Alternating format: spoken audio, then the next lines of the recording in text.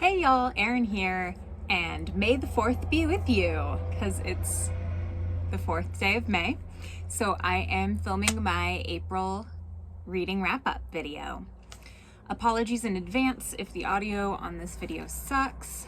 There are only 2 windows in my house that open, and once we open them and put the fans in them for the spring and summer, they just stay open until it gets cold and rainy out again. And they're doing construction on the road like 1 block down. So you might hear beeping or truck noises. There's just nothing I can do about it. Sorry.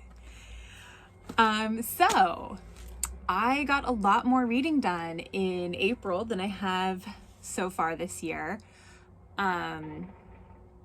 I think some of it is just that the weather's getting better, the days are getting longer, and I'm just feeling better.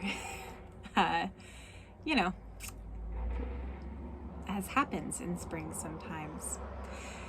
So the first thing that I read in April, I don't actually remember the conversation that I was having with my bestie, but she said something that reminded me of this book, The Little Girl Who Gave Zero Fucks.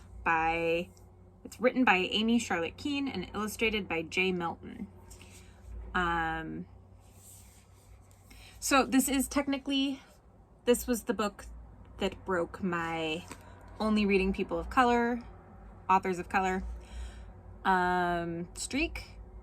This is a reread for me. This was one that I already owned, and I had said at the beginning of the year that I am a rereader.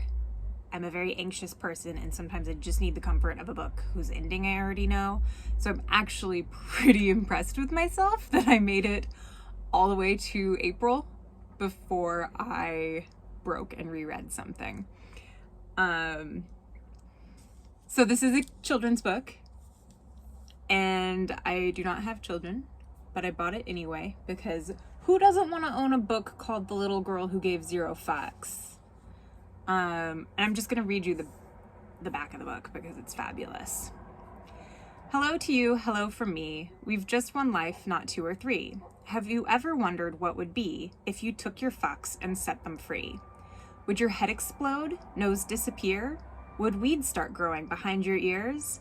I wonder what everybody would say if you showed them how brave you are one day. If you grew so tall, everybody saw that you are destined to be much more. When your heart is heavy and your story sucks, be the little girl who gave zero fucks. So yeah, I love this book. It's one that I pick up probably too regularly for a 31-year-old with no children. But sometimes we just need to be reminded to take no shit and give no fucks in rhyming form. So after that, I did try reading Cleopatra, A Life by Stacy Schiff. This was also breaking my only people of color, authors of color rule.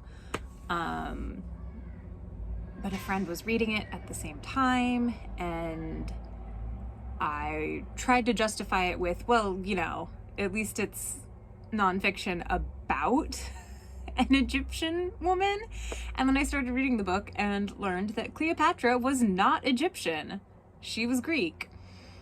Which then led to a long conversation about does Greek count as people of color, and what does that term actually mean? And it was a great conversation.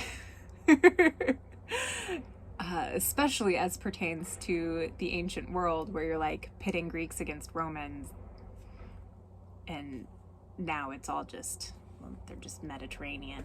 And my mom is like Greek and Italian. And definitely white, as am I. Definitely white. So yeah, that was a really interesting conversation. Unfortunately, I hated the book. I actually DNF'd it. I very, very, very rarely DNF things. I almost always circle back eventually. But this one, it's meant to be nonfiction, but it's still read rather fictionalized. the introductory chapter talks about how there just isn't a lot of documentation on Cleopatra and her life. Most of what was written about her was written 100 years after her death, or more. What most people know about Cleopatra actually comes from a Shakespeare play.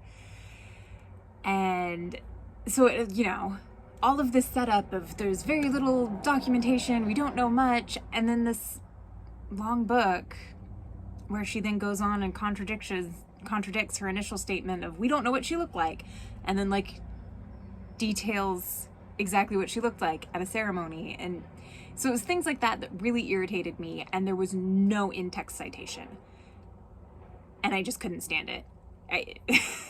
You gotta cite your sources if you're gonna pretend it's an academic text or claim that it's nonfiction.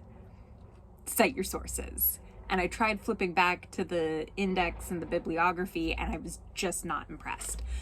So I actually gave that one star and moved on.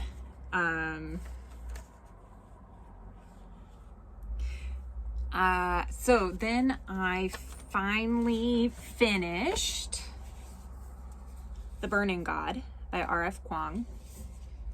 This book broke me. It was so good. The whole trilogy is so good. I promise I am going to do a video where I talk about just this trilogy. I'm still like sorting out my thoughts and feelings. It's been 3 weeks since I finished it, and I am having a hard time letting go. 'Cause oh man, they were so good. Okay, that's all I'm gonna say. I'm gonna save it for another video.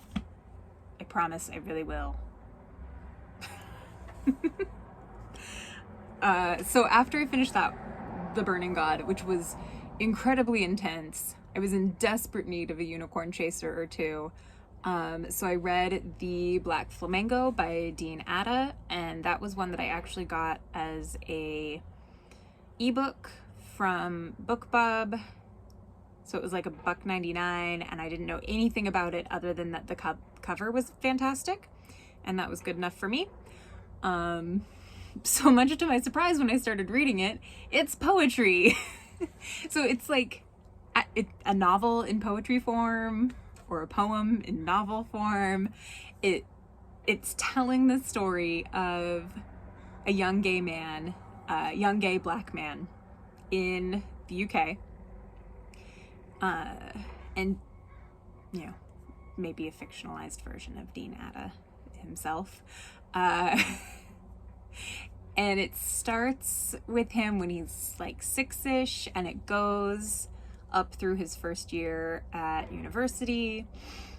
The writing was just delightful. It made me want to read it out loud, which I refrained myself from doing because it would not have interested my husband at all. Maybe Mia would have listened to me, who knows? She's got a short attention span.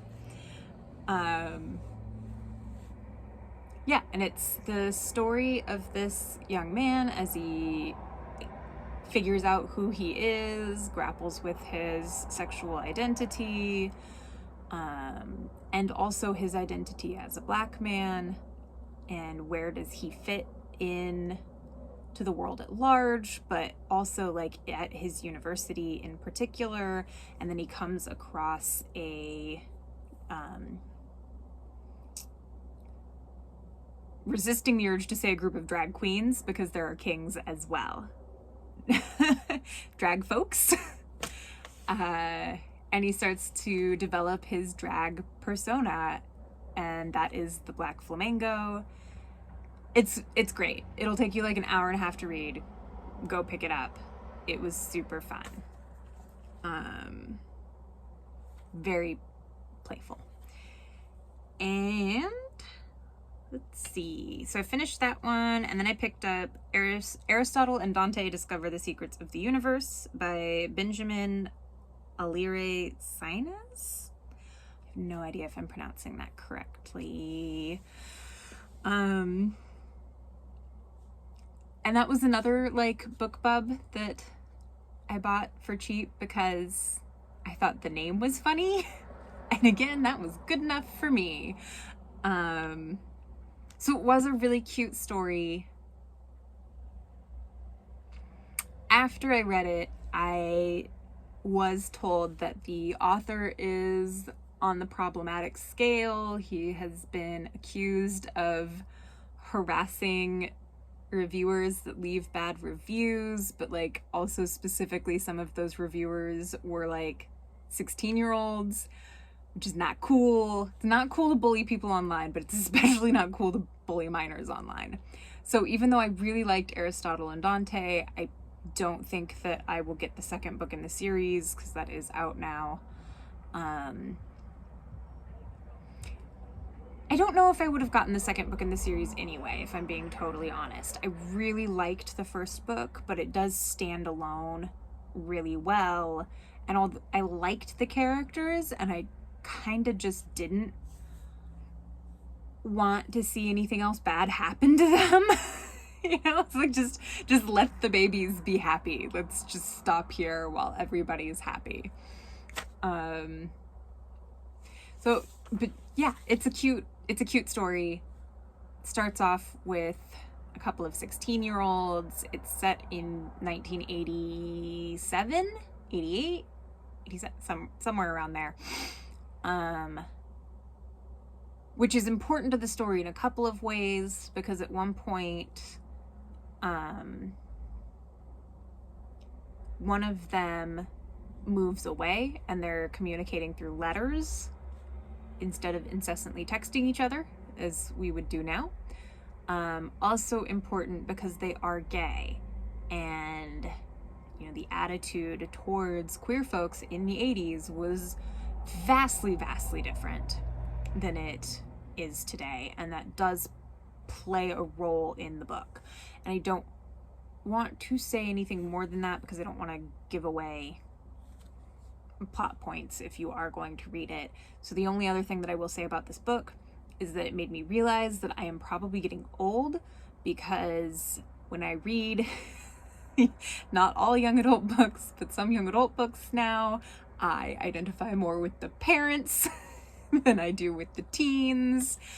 And this one is one of those rare books where both characters have both their parents still, and their parents are around and love them and are just like good people who are not perfect but are trying their best. And that seems like a really rare quality in parents in books. I don't know if it's the Disney effect or what, but it just seems like a lot of young adult books, the parents are not present or are negligent or abusive in some way, or just emotionally unavailable, dead, whatever.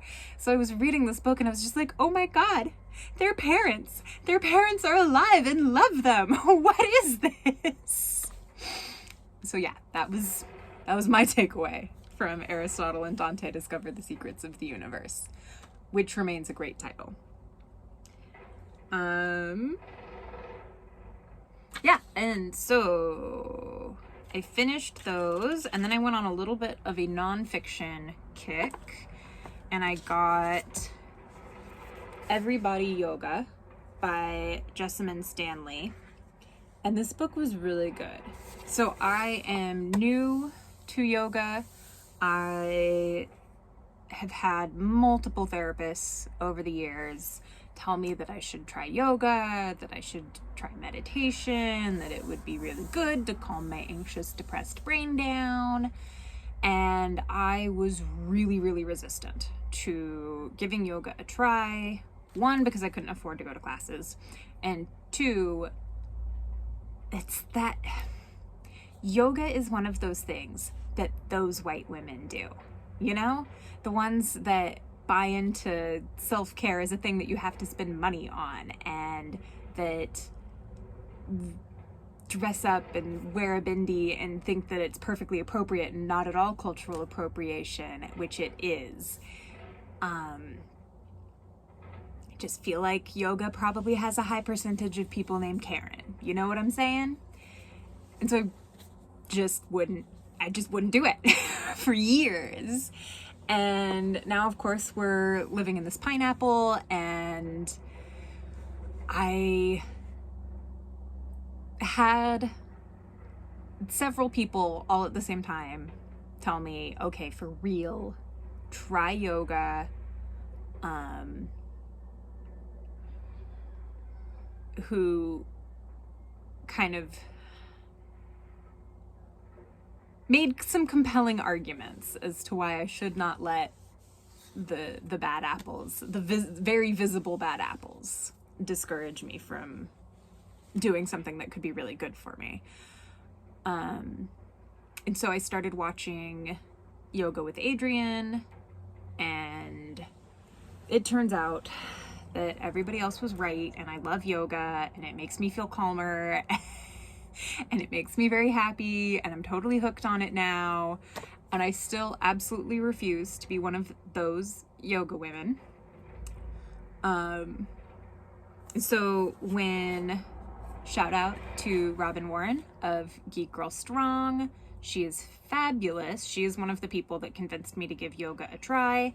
She posted some videos by literally doing a search for non-white yoga, and one of the instructors that came up was Jessamine Stanley, which got me interested in seeing yoga representation of people that aren't skinny white women. And so, you know how you do when you Google one thing and then Google is stalking you and it says, hey, you might like these other things, and did you know she has a book? And so then I got her book. And it's really good. It breaks down different yoga poses really nicely. It gives some ideas for how to come up with your own home practice, how to come up with your own vinyasas, flow sequences. It breaks down like some of the different kinds of yoga. It turns out that there's many. It talks about the history of yoga, which is complex and has been around for a very long time. So all in all, it was a really good read, and I'm glad that I picked it up. And I still refuse to be one of those yoga women. So I'm going to link to Robin Warren, Geek Girl Strong's Patreon in the description of this video, because she's fabulous, and maybe she can also convince you to do things that are really good for you that you are inexplicably resistant to. And in addition to that, I'm also going to link to sources where you can donate to help India right now. Because if you're paying attention to the news at all, then you know that India is having a massive COVID crisis, and it's absolute emergency, and they need all the help that they can get to get oxygen and to get hospital beds. And so I refuse to be one of those people that benefits from their culture without giving back. So I will be making a donation. I highly encourage you, if you have the means and you enjoy yoga, to make a donation. Like I said, I will link that. I keep pointing down, in the description box. So one of the things that Everybody Yoga recommended, she said, if you're going to read any books on yoga, you should pick up the Yoga Sutras of Pantanjali. I'm probably butchering that pronunciation. I am sorry. She didn't recommend a particular translation, so I just picked this one. It's translated and introduced by Alistair Shearer. So, as you can see, this is not a particularly thick book. And I think over half of it is actually the translation notes and introduction, and it kind of goes into the historical significance and context of these sutras. I am not a woo person. I did not want to take up meditation. I did not want to do yoga. I don't believe that there's any higher power. I think that the power inside of ourselves is all we've got, and there's nothing mystical about it. So I did have kind of a hard time with some of this, where it tries to present it as if you could get good enough at yoga and actually literally learn to turn yourself invisible or to change sizes or any of the other things. Yeah, you're all muddy. How'd you get muddy? That the sutras say that you can do. So I'm not buying that aspect. But I will say that having now been practicing yoga and working on consistent meditation practice for a solid 6 months now, that I am feeling better than I have in many years. Some of that is antidepressants too. Credit where credit is due, but I was feeling better before them, and I'm giving a lot of that credit to the yoga. Yeah, and that's all I will say about that. So my last nonfiction for April was Buttermilk Graffiti, a chef's journey to discover America's new melting pot cuisine. It's by Edward Lee, and I actually have his cookbook, Smoke and Pickles, because my mom is kind of a fangirl. I mean that in the best way possible. She drove 3 days one direction to eat at his restaurant a couple of years ago, which is very on brand for my mother. So I didn't know that he had written another book. I actually found it because I was looking for a different book about American cuisine. My library didn't have that one, and it was like, hey, sorry we don't have that one, but try this one instead. Overall, I'd say it was really good. I only gave it 3.5 stars. I had to bump it down half a star because he wrote a chapter about Seattle and it was not good. And as a Pacific Northwesterner, it took offense. So the idea of the book is that, I've completely lost feeling in my right leg. So I'm gonna shift here. Mia, chill out. Okay, can you give me like 7 more minutes to finish? Okay? You can't see her, she's just off frame staring at me. Where was I? So, Buttermilk Graffiti is an exploration of what immigrant cuisine means in America. And Edward Lee is of the opinion that as soon as you leave your country of origin, your food, even if you think you've changed nothing, becomes immigrant cuisine because you no longer have access to the exact specific spices and base ingredients that you were using before. And I have to say that I kind of agree with him on that one, because even traveling through parts of the US, like, to me, I haven't had a good biscuit since I left the South because the flour that I have access to here is not the same as the flour that I had access. Well, I wasn't the one cooking when I lived in the South, my mom was, but not the same flour, thus not the same biscuit, even if someone who's not as intimately familiar may not know and recognize the difference. And so I totally buy his argument that not the same spices, not the same food. And he is first generation, I think. So he was born, pretty sure he was born in the United States. His parents were not. and that would be first generation. I get a little confused on that. Anyway, Korean American. And his cookbook is like, he doesn't use the word fusion, but I would call it Korean Southern fusion. It's delightful.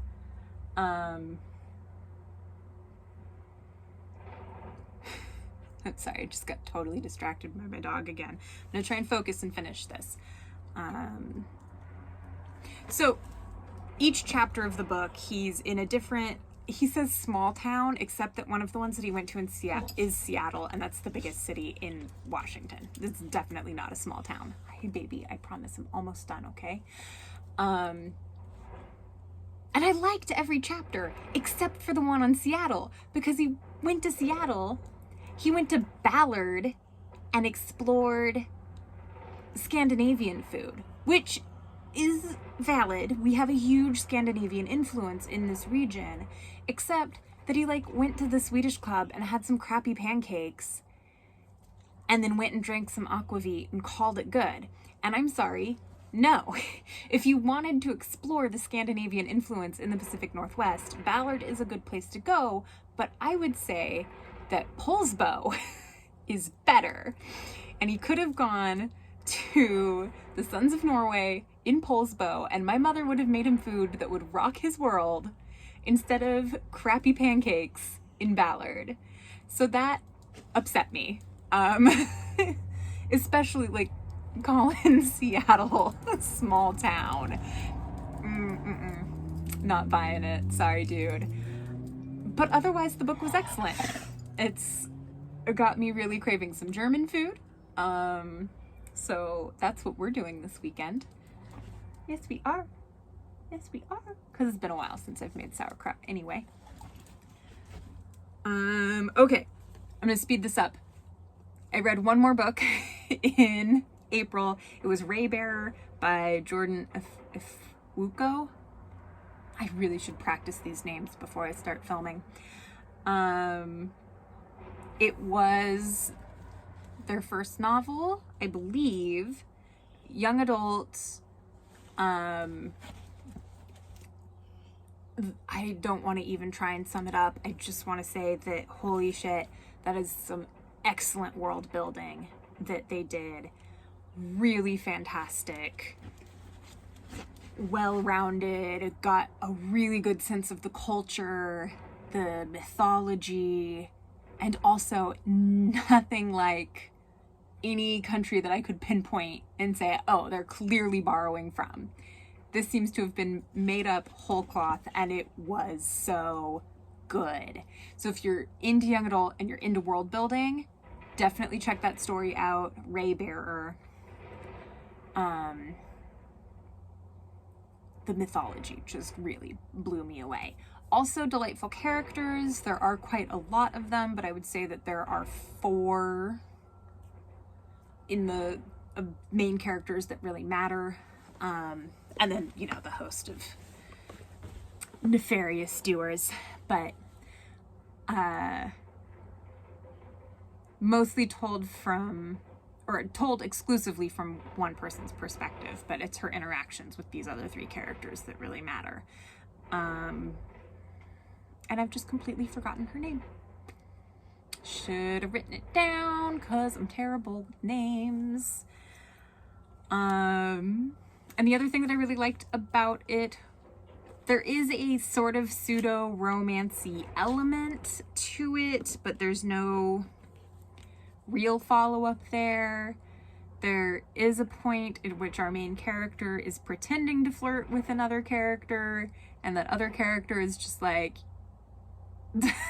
basically comes out as ace, and they just sort of slip it in there, and he's just like, you know, at one point I did have a crush on this male friend, but I don't think that I want to have sex with anybody. And she's just like, yeah, sure. Totally not listening to him because she's busy with her own. If I say anything more than that, I'm going to give it away, but I just loved that little like slipping in an asexual character, just seeing if you're paying attention.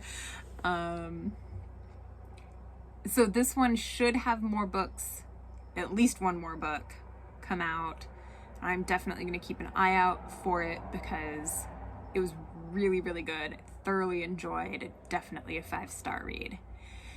And that was that. That was April. So, like I said, I'm going to be dropping some links in the description box, and I hope that y'all are staying safe out there. I have had my second COVID shot.